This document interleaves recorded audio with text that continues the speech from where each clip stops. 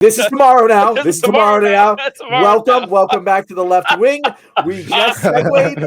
We were talking about the silver linings of all the chaos going on right now. And Ate had brought up Elon Musk and how he has this stranglehold on communication with the ownership of Twitter, and that like he's getting this message out there to a lot of people. And that's correct, Ate. That's why he's in the position he is now.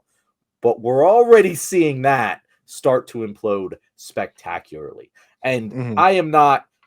This is not the first time I'm saying this on this show. Elon Musk is one of the largest liabilities in Trump's circle because he doesn't 100%. have the same sort of protections that like real cabinet officials have, and he's way more reckless than the rest of them, and that even includes Pete Hegseth, which is fucking saying something. And he spent, what was it, TJ? $25 million. $25 million.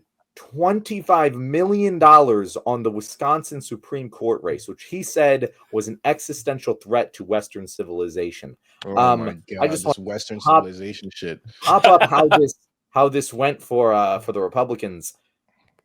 I'm not a huge math expert, but that doesn't look good.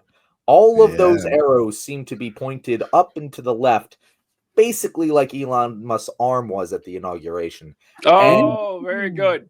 This was, and if you look at the exit polling, you look at, everything that went down, he spent that money and he basically created like 3 times as much free press against the Republican candidate because people hate Elon Musk that much. People showed up to just say fuck you to Elon Musk in a goddamn special state Supreme Court election. There were counties that had higher voter turnouts than the actual presidential election back in November. Wow. That is how bad this was. And there's already rumblings, like Trump said, oh, Elon's going to be taking a step back. He's not going to be around as much. He is cancer. He's fucking cancer now in electoral politics. And I bet you he's not going to just ride off gently into the good night. He's going to stick around, and he's going to pull this administration down by their own bootstraps. And it is something that's going to be spectacular to watch. TJ, what was your reaction to this? I know it's a special election in Wisconsin. I know it's not that important. It's more so what it signals for electoral politics moving forward. Oh, it's always fun to watch Elon Musk lose. I like seeing Elon Musk is he's the most insecure man baby that we have in the national spotlight, and showing that no matter how much money and power and influence you have, if you don't have the security in here, it doesn't really mean anything. Like watching Elon Musk is also the least cool person alive. I don't know. I feel like, I feel like if I had $1 billion, I would, like in Goodfellas. Perfect. You guys are perfect for this. But in Goodfellas, when Henry is talking about Paulie, he says, Paulie may have moved slow. That's because Paulie didn't have to move for anybody. That would be me if I had $1 billion, let alone hundreds of billions of dollars. I would just be this chill and everything. But no, Elon Musk is begging for attention. He was in Wisconsin getting people riled up for this speech. Did you see he was wearing the cheesehead hat and dancing around on stage? And watching him do that and debase himself like that and spend all that money, bribe people to attend these events, and just to get trounced. And the funny thing is, it's hard to say that Elon wasn't the primary factor here, because there were other elections that took place in Wisconsin. There wasn't only the Supreme Court election. They also had a referendum for the state constitution about voter ID. That won. Like the Republicans won that one. The one that Elon Musk didn't talk about. So I have no choice but to acknowledge that Elon Musk tanked that. Now, I'm not saying the Republican would have won, but the fact that the Republicans won one race and lost the other, and Elon was publicly involved in that one, makes me think, people are sick of Elon. How about you, Watts? What do you think? Elon is probably one of the most interesting people I've ever seen in my life, because I cannot for the life of me imagine that he's a real person, because he doesn't even try to not look like what happens affects him. Like he doesn't even try to not be as insecure as he is. It is baffling. It is baffling for the richest person on the planet to be on stages talking about some chainsaw of democracy. Chainsaw. Yeah. like does he? I don't think he hears himself. The video that made me realize he actually might be AI generated is in that same thing. He's like, comedy's dead, man. Legalize comedy. Yeah, legalize comedy. What? And so yeah, he is. And I never thought I'd be saying this in the year, in the era of the Trump administration, in the era of Donald Trump, and the real like sort of pompousness and ridiculousness of political theater reaching its zenith. I never thought in my life I would say that I found a political figure more just openly ridiculous than Donald Trump. And at the very least, Donald Trump is openly ridiculous in a way that morbidly can be considered funny. Like, it's still ultimately like you hear him talk and you're like, I wish you were the host of a reality TV show. You'd be much better at that than this. Elon Musk has, without a doubt, the least charisma of any public figure I think I've ever seen. And it's like, it's not even just no charisma like a Ted Cruz. It's like negative charisma. It's like worse, infinitely worse. And so it makes absolute sense that he would have tanked that a special election. And I think that he will be on his way out, but I don't think that makes him any less dangerous. And I don't think that makes him any less of a threat to the democracy and to like the actual like foundation of this country, because ultimately, as goofy as he is, even he's still largely aligned with Trump. Like I don't see him not being aligned with Trump, at least in the ways that are most important. What are you gonna say? The worst thing that could happen to us is if Elon Musk shut the fuck up. Like if Elon Musk acted like a regular evil supervillain billionaire and just funded all this shit without putting himself out there, he'd be a lot more effective. And so it's hard to say. What's in it for Elon Musk, TJ? Exactly. He doesn't care. He's after the attention. I disagree. Really? That is a statement I disagree with. Really? I think Elon Musk would be a lot better if he was just an evil billionaire. I think he's arguably the most dangerous billionaire right now, next to, I always forget the owner of Oracle's name, but that guy's truly the devil. But Elon Musk is, I think, more dangerous because of how sort of like temperamental and insecure and rash he is, specifically because he's cultivated an atmosphere, a culture around social media. It's not even just X, but TikTok, Instagram. He's cultivated this culture around social media that is centered around being as annoying as fucking humanly possible. He's made humans worse. He's made humanity worse as a result of his behavior. And that's not something I can say for like somebody like Bezos or, Larry Ellison. Zuckerberg, or yes, Larry Ellison. Thank you. Thank you. But that's not something I can say for either of those guys. They've made the world worse in some really significant ways. So has Elon. But the only difference between them and Elon is because they've made people worse. Elon has made people worse and the American culture worse in much more of a serious way than I think really any billionaire has. I don't know. Do you think that's sustainable though? Because like to me, Elon has made being cringe and being a Nazi publicly representable and publicly accepted. I think there's a very limited shelf life on that. I've seen things a lot cooler than that die off. Swing back so I think that like 5 years from now it'll be super embarrassing to be an Elon Musk fanboy. Yeah, I do. Because I just don't see this going on. I just don't, especially when he does shit like this. I had to pull this shit up here, but this is this. Okay, this is an interview that Elon Musk had on Fox News. And Brett Baer asked him some kind of question like, what keeps you up at night? And I love how long he takes to answer this question. And his answer is not going to shock. What's the biggest thing for you that keeps you up at night?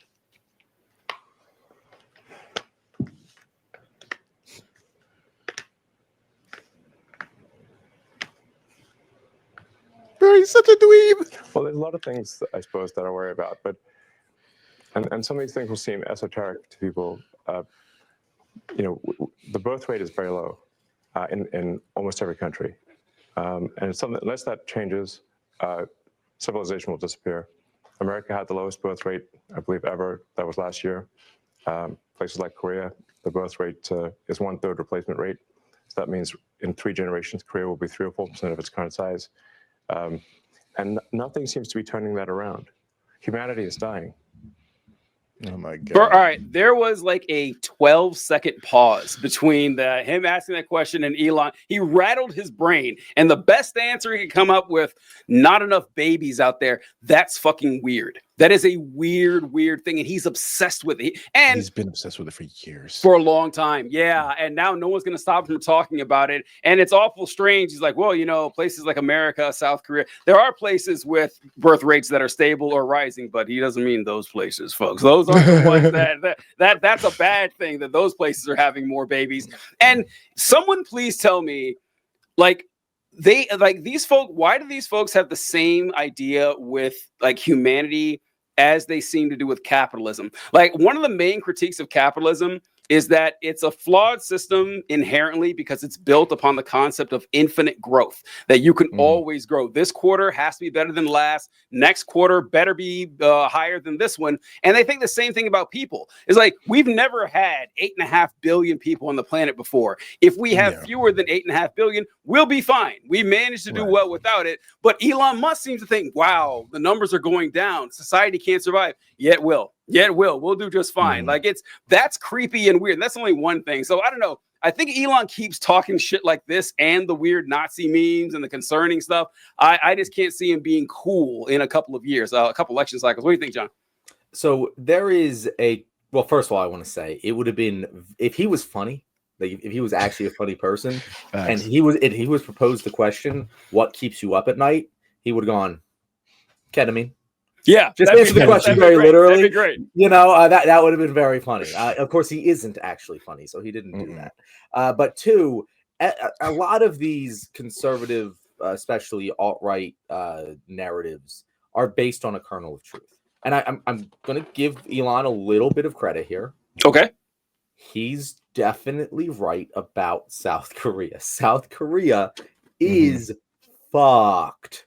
South Korea is very, very fucked. You're right, TJ. On a global level, if we go from 8 billion people to 7 billion people over the course of a couple generations, it's not a fucking problem. But when you look at like South Korea, he's right. That's a place that is very, and we talked about this on the show before. How like they're trying to have like weird solutions, very weird solutions, like putting younger girls in school, like in higher grades, so that they get laid earlier, you know, and like it is true. Here's the difference. Here's the thing. What a lot of these people like Trump is doing right now with like the tariffs and everything, he's copying like Milei down in Argentina, where it's like, we got to tear down the economy before we can put it back up again. And it's like in Argentina, that does at least make some sort of sense, where the economy is actually in desperate need of restructuring and you need some short-term pain in order to get it going again. That is not the case in America because we have the world's strongest economy. So why the fuck would we tear it down? That doesn't make any sense. Same thing with our declining birth rates. Yeah, we have declining birth rates of people who are living here. But you know what South Korea would fucking chop their dick off for in order to get? Our fucking immigration. Like, immigration would solve South Korea's problem 1,000%. Unfortunately, they aren't structured that way. Their culture is entirely culturally homogenous. They all speak Korean, which is a language not spoken outside of Korea very often. Here, we have all the benefits. We have millions of people who want to come here. We could accept people of all different languages and be able to have them and live there are communities for them, and life. Like there's a community for every type of person in the U.S. Exactly. Declining birth rates will never hurt the U.S. unless what you mean by declining birth rates isn't an actual demographic shift problem. It's a racial shift problem. And that's where Elon Musk gets it. He's like, oh, guys, look, declining birth rates, that is a problem, right? We all agree. So, like, we got to make sure we force the women to have babies. It's like, no, fuck no. We just need to make sure we have enough workers. And luckily, they all want to come here. What's your, that's your problem with that, Elon. And that's where all of these fucking right-wing fucking, not even a conspiracy theory. It's just taking a kernel of truth and stretching it until you get to a final solution. They do it every fucking time. It's not even like he's hiding it that much, because I you know, and I don't quote me on this, but I swear I've seen him either repost, comment on, or like tweets that allude to the idea that white people are being replaced. Not even allude, but just no, he's straight up. I'm pretty sure he said that he believes in white I know Tucker Carlson said it, and I think he promoted it. Yes, I'm almost certain that Elon has promoted it. So it's like, it's very openly his idea. Like the problem with the low birth rates is that there are less white people, and he's scared that more brown people are going to start existing. And that's something, interestingly enough, that is an ideological position that he's been consistent with even before his great right-wing shift. He's always been a weird like birth rate guy, and more importantly, his relationship with this low birth rate thing has always screamed main character. Like, even how he answered that fucking question got on my nerves, because he did exactly what a character that I'm writing in this sci-fi movie about saving the world would do. Take a really long time, think deeply. We're gonna lose civilization. Like, he's such a dork. He swears he's the main character, and that's something I think that is like the foundation for all of his actions. He genuinely believes that he's the guy here that is meant to change the world, and that's what makes him so fucking scary. That's what makes him so dangerous, because there isn't anything he won't do so long as he believes that. Oh, look, that's true, Ate. I like Ate plugging his book here. I love this. I love that. This is content. I love that. It's great. We know the game, folks. Colby said something I was going to mention, that a lot of declining birth rate comes from less teen pregnancies. It's why the trad wife married with kids at 18 to 20 is being pushed so hard. Colby, you beat me to it. I was going to mention this, that the number one reason that we have this declining birth rate in the United States is that teenage girls are not having babies anymore. And and it wasn't just people. By the way, guys, this isn't this is proven by data. This is real. If you look at the birth rates for like women between 25 and 40, they've declined by like 10% or something like that. It's the teen birth rates that have drastically. Yeah. And so we have spent, conservatives and liberals seem to agree on this idea. Well, 15-year-old girls having babies is bad, right? We can all kind of not quarrel and bicker about this, that this leads to a worse life for the kid, worse life for the mom, possibly worse life for the dad. It's like nothing. There are no winners here when we have kids in 9th grade having children, and we haven't stopped it completely, but we've essentially put a stop to it. And now they're freaking out. Well, and that's why that story in South Korea, I guess we tell you guys what we're talking about. South Korea, their solution, one of their proposed solutions, they haven't done this. One of their proposed solutions to have more kids is essentially to get more teenage girls pregnant. And what they want to do is have girls who are 16 years old. Well, girls go to school 2 years earlier than boys. So that, say you're a girl who's 16, you're going to be in class with a boy who's 18. And they figure that, girls will usually, be with a boy who's a little bit older than them. And that'll encourage them to have sex and get married. And that way we'll solve the problem. You get to some weird shit when you refuse to uncouple yourself from our capitalistic mindset of let's do all we can to help support these families. Like, having a kid shouldn't be a death sentence to the rest of your life ambitions and everything. And I was I hope I found this article here, but I was reading about Elon Musk's dad, Elon Musk. And this article, Elon Musk's father suggests having babies should be more like breeding horses. Elon Musk, so it comes from like his old man. His old man feels the same way, that, we need to repopulate the world, getting as many people out there as we can, to the extent that he fucked his own stepdaughter. And Elon Musk has Elon Musk's dad, Elon Musk, married this lady and adopted her 2-year-old daughter. And they got divorced years later. But now, 25 years afterward, he's had sex with that 2-year-old girl that he adopted all those years ago, and has 2 kids by her. And there's a super dark, hilarious article about it. John and I covered it on the show, where Elon Musk is talking about it. He says, I forget Elon's brother's name, but he's like, Elon and his brother, the boys, they weren't too happy about it. Oh, really? Really? You think that may have bothered them just a little bit, Elon Musk? And it was a weird thing. And John and I were talking, it's like, that's the guy that raised Elon Musk. Elon Musk makes a lot more sense now. Like, if his dad was that fucking psychotic, on top of being, an apartheid, supporter and everything, it makes sense why Elon's as fucked up as he is. It makes a lot of sense. It makes so much sense. And I'd be hard pressed to find a billionaire, like not even a billionaire, but a right-wing figure that doesn't seem to have had a childhood where you examine it and you're like, oh, fair enough. Yeah, I mean, like, all right, then. Makes a lot of sense. Like Donald Trump and his relationship with his dad and everything. Yeah, I was like, yeah, absolutely. It all fits into place.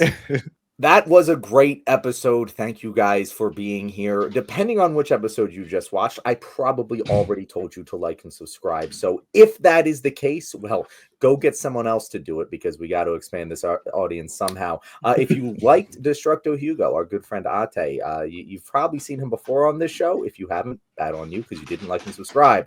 But if you would like to see more of him, Destructo, where can they find you? As usual, you can find me on TikTok, YouTube, Instagram at all the handles. Destructo Jugo, one word, 2 U's. Yeah, I'm definitely expanding more into making more content on YouTube. I say that every time, and I still have not like dropped a new YouTube. Dude, I've been writing for months, but it is coming. It is coming. I got a couple coming, and I'm also getting into, if you guys have noticed, like more like sort of mini video essays. The Doomsday MCU Avengers Doomsday was like the first of a new type of video that I'm going to be making sort of my main focus, which is just like 2 to 4 minute short video essays about particular topics. Check out my one about warfare, about Alex Garland's Warfare. I dropped it today. I want to see what you guys think about my opinion on that. But yeah, thanks for having me, and that's where you can find me. Fantastic. We love it so much. Thank you so much, Ate. Folks, we don't care if you're a pro left wing, anti left wing, do the right thing and like and subscribe to this channel. We appreciate it. Catch you guys later. All right. Good times. Good game.